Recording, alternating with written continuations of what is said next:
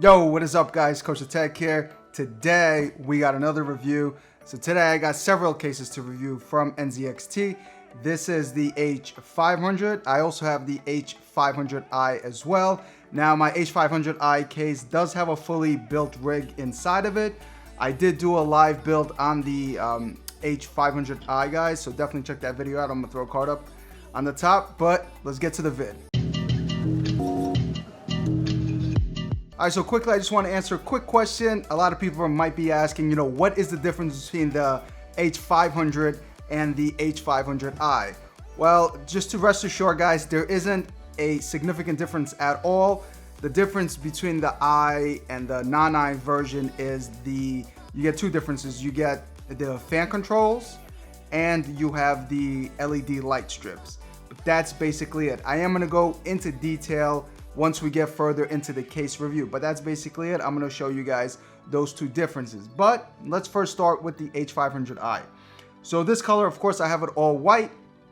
Now it also comes in a bunch of colors, guys. Definitely go on Amazon, on Best Buy, Micro Center. You guys can see all the different colors. I'm not going to go into details in that right now. The most important fact I do want to mention is the price point.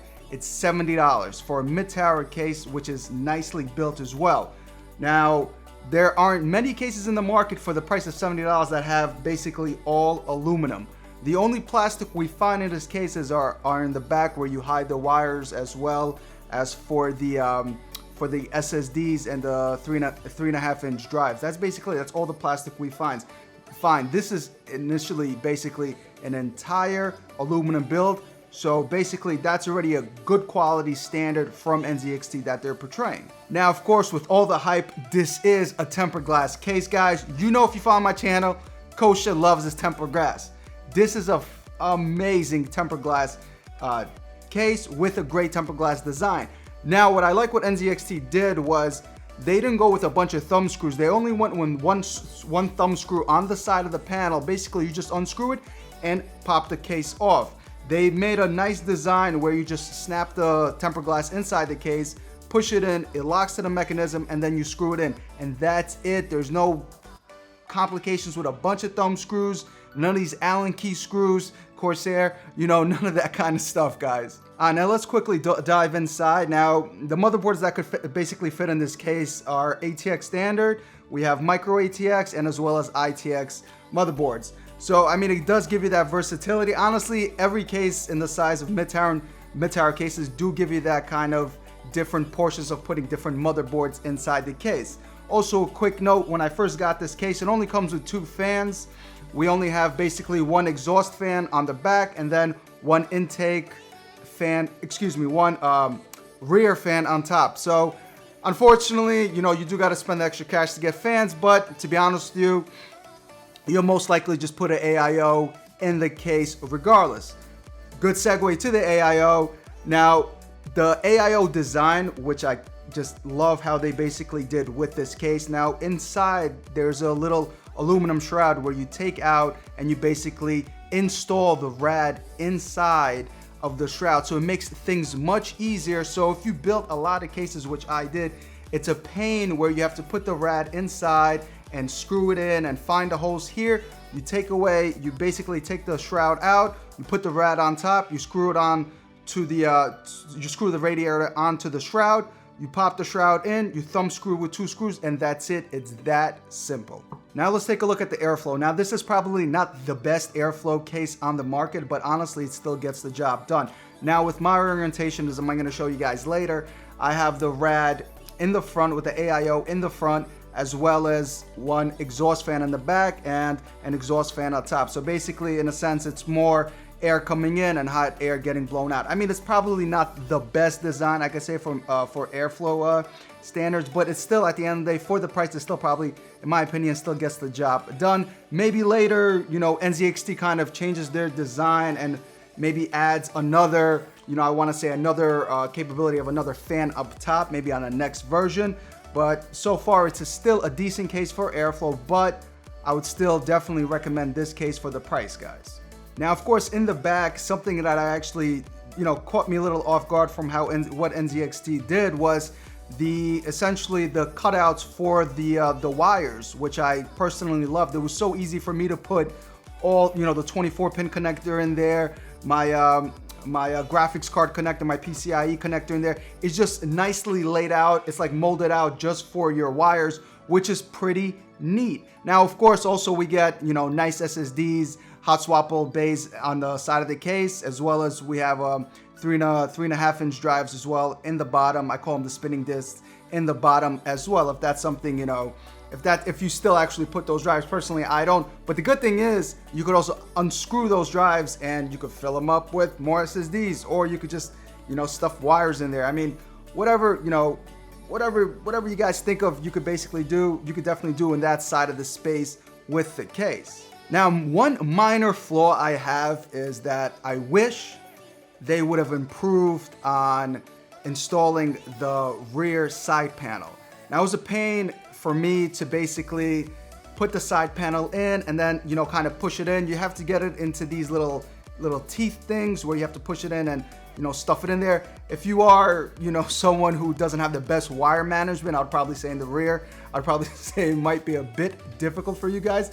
But overall, you know, that's such a minor gripe that honestly there isn't too many flaws for the price that NZXT is asking for me to basically bash this case. I mean, you know, for $70, you're looking honestly in a case that's gonna give you everything and anything you would want. But let's talk about, let me swap this out. Let me put the 500i in here. I have the rig fully built, and let's talk about that. All right, so if you guys remember how enthusiastic I was for the H500? Unfortunately, not for the H500i. They caught me, man. Kosher got caught with the H500i, man. I'll tell you guys why this. So, when I first thought this case has built-in lights, it also has, I don't know if I mentioned, a vertical GPU mount. You could basically, you can incorporate it with this case, but it doesn't come with a vertical GPU mount. I was like, I bet I didn't know that. Also fan controllers, which I would say, you know, I really didn't care for. How can I put it, man? I was so pissed. The LED lights are complete garbage. All right, I was trying to put my own. I was trying to put my own Corsair light strips, which I love because they're so bright and you can fill them up with the case.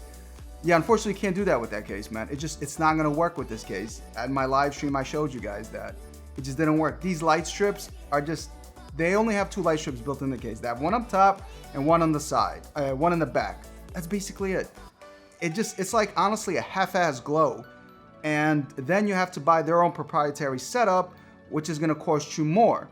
So to be honest with you, I was just completely blown off by that because I thought in my mind, they're gonna throw, when they're gonna, you know, make lights, I thought they're gonna fill up the whole case with their own NZXT lights, which unfortunately it didn't. It's just honestly two light strips and they're not even worth it. I was so pissed because like I said, I was trying to invest $50 more for Corsair light strips, which I honestly think are probably the best in the market because they're just are, and especially with the software, it works great for me. And I want to unfortunately do a giveaway with this case, but I'm not even sure yet I'm gonna do. But that's a little side note, guys. I'm just a little upset because of the LED light strips. For the fan controls, I really don't care for. Basically what I'm trying to say, is it a $30 upgrade? To be honest with you, it ain't. Save the $30 and invest on a different part of the PC. But, you know, like I said, the vertical GPU mount, the vertical GPU mount capability that you could do, but then you gotta spend money on getting the vertical GPU mount. And the vertical GPU mount setup is just for aesthetic appeal, guys. You could probably say, yeah, the light strips are for aesthetic appeal too. But dude, listen, fall back for 1 second and think about it. Would you rather have a case that blows up with beautiful lights or just a vertical GPU mount, or have both? You know, so come on, man.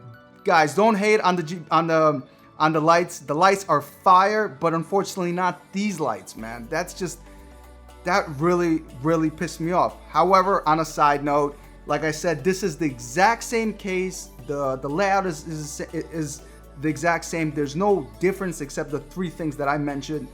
But building in the 500 and the 500i was completely fun, completely easy. It looks amazing with the NZXT Kraken cooler, which I have installed here.